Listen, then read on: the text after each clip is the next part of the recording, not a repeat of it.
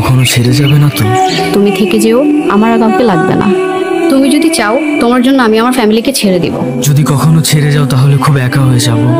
ধুর, এসব বলবা না তো, আমার একদম ভাল লাগে না এসব, অনেক রাগ লাগে কিন্তু। ঠিক আছে, কখনো বলবো না।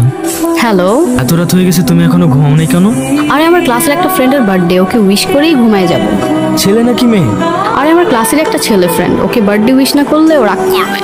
আমাদের রিলেশনের 4 বছর হয়ে গেছে, কখনো তো দেখলাম না আমার জন্য রাত 12টা পর্যন্ত গেছো। জানার মতো একটা ছেলে আছে নীরব নামে, সেটা তো তোমার ভাই, তোমরা তো একই ক্লাসে পড়ো। আরে ও আমার ক্লাসের একটা ফ্রেন্ড, উল্টাপাল্টা ভাবতেছো কেন? ও উইশ করছিল এই জন্য আমি উইশ করছি, আর তো কিছু না। আচ্ছা ঠিক আছে, উইশ করা শেষ হলে তাড়াতাড়ি ঘুমায় পড়ো। আচ্ছা ঠিক আছে, আল্লাহ হাফেজ। কালকে তোমাদের ক্লাসে কার বার্থডে ছিল?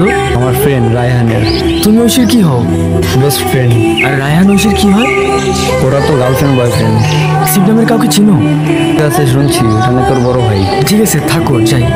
আমি তোমাকে মন থেকে অনেক ভালোবাসি, কিন্তু কিন্তু তুমি এতটা নিচু হবে কখনো আশা করি নাই। কি কমতি ছিল আমার? তুমি তোমার ক্লাসমেটের সাথে রিলেশনে যাবে, তুমি কি করে ভাবলে আমি জানো? আমার চোখের প্রতিটা ফোঁটা পানি তোমার জীবন একসময় কাল হয়ে দাঁড়াবে। আমার ভুল হয়ে গেছে, আমি এমনটা করতে চাইনি, প্লিজ বিশ্বাস করো আমাকে একটু। আমি আমার লাইফে আর কখনো রাখতে চাই না। আজকে থেকে তুমি আমার লাইফে মৃত।